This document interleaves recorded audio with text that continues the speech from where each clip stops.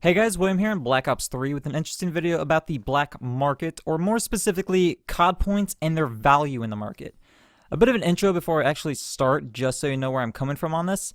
And some of this may get a little subjective, so bear with me while I try my hardest not to rant and rage. The main objective of this video is to illustrate how big of a scam the black market in Black Ops 3 really is. The fact that it is a scam is well known, but what's not known is just how much more you're paying, and I want to show people. To do that, I'll be comparing the value of COD points in Black Ops 3 to the personalization packs that we get in Black Ops 2. Even though we can get more than that in both Ghost and Advanced Warfare that includes character customization, alternate voice packs, plus standalone DLC weapons, it makes more sense to compare the value straight to Black Ops 2, since it's the same developer and the black market lumps everything into one possible stream to get it anyways: supply drops. There is no separation in Black Ops 3, so the theoretical value of every item is the exact same.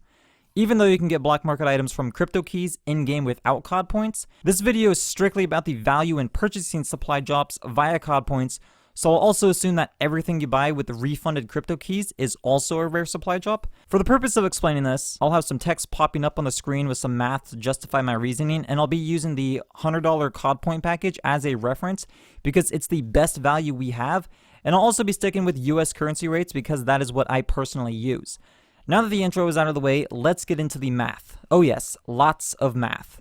So to start off, we have to figure out the value of personalization packs in Black Ops 2. We can get a total of 25 packs for $2 each, so that's $50. Now what does that give us? One camo per weapon is 25 camos times 40 weapons for a total of 1,000 camos.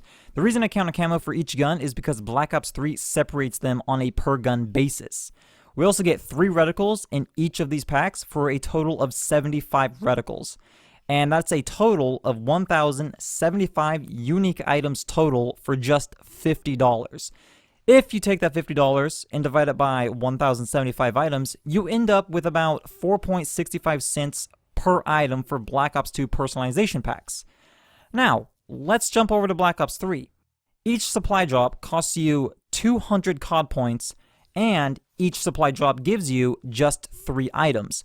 So the 13,000 COD points that you get for $100 gives you exactly 65 chances to open a supply drop that contains 3 items, which comes out to a possible, not guaranteed, but possible 195 unique items if you didn't get any duplicates.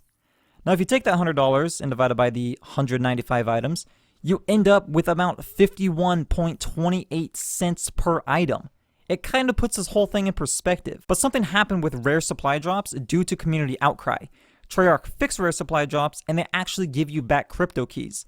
So we'll refer to the 51.28 cents per item as the hypothetical worst case scenario. This is what it would have been if rare supply drops didn't return any keys. So what's the hypothetical best case scenario? Well, rare supply drops give between 7 and 9 keys back on average based on community testing, but for this part, I'm going to give Treyarch some undeserved credit and say they give us back 10 keys. This rounding doesn't hurt my point at all. It will just give you a baseline of value that you won't actually get to. You won't do better than this, essentially. This will show that even if you did get 10 back, it's still a horseshit value compared to Black Ops 2. So in the optimistic universe where we actually do get 10 keys back, we would get 650 keys back from our 65 openings for 21 more openings, which returns 210 keys for 7 more openings, returning 70 keys for 3 more openings because we have that 20 keys left over, and then you get an additional 30 keys for the final opening and 10 keys left over. So in this instance, we would get 32.33 more openings for a total of 97.33 openings. That 0.33 comes from the extra 10 keys that we would get from the last opening. We still would have paid real money for those keys, so it only makes sense to include it. Multiply that 97.33 by 3, and we get 292 possible unique items for $100. That comes out to about 34.25 cents for each item. Again, this is still a hypothetical best case scenario. Your actual value will be somewhere in between the best and worst case values. Now I know this might be sounding a little complicated because of the nature of Black Ops 3 RNG and just utter bullshit system, but let's do a brief summary. Black Ops 2 is about 4.65 cents per item. Black Ops 3 best case scenario, you'll be spending about 7.36 times more than that at about 34.25 cents. Black Ops 3 worst case scenario, you'll be spending about 11.03 times more than that at 51.28 cents per item. Imagine spending somewhere between $14.72 and $22.06 in Black Ops 2 for a single personalization pack. That's what you're doing in Black Ops 3. You are being fucking robbed. In fact, you're actually getting an even worse deal than that because you don't get to choose what you get thanks to RNG, and you end up getting a ton of shit you don't even want, like decals and emblems. If I'm paying for you to fuck me with a cactus, at least give me something for the pain. I'm not even done yet. It gets much worse. You can get all of the personalization packs in Black Ops 2 for $50. 1,075 guaranteed unique items at your disposal.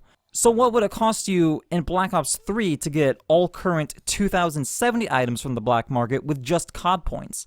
Well, if you received only unique items and not a single duplicate, you would have to open exactly 690 supply drops. That would be about $708.93 for the best case scenario, and about $1,061.54 for the worst case scenario. Remember that I've been using the values based on the $100 COD points package in this video. Any cheaper package, and these numbers would be even higher. Now I'll also answer the question of what if we applied the Black Ops 2 value and bought everything in the black market on Black Ops 3. Well, that would only be about $96.26. A huge difference when compared to the Black Ops 3 value. If we work the $100 package backwards and find out exactly how much it would be worth in Black Ops 2, it's between $9.06 and $13.59. You threw away money. I threw away money just to make a point, and even then, I still regretted it. And yes, I was kind of hoping for some of the new weapons, of which I got exactly 2, the Iron Gem and the Marshal. How is this justified? Let me summarize this video with all of the final numbers. Black Ops 2 items are about 4.65 cents per item. Black Ops 3 items are between 34.25 cents and 51.28 cents per item. That amounts to between 7.36 and 11.03 times more expensive than Black Ops 2.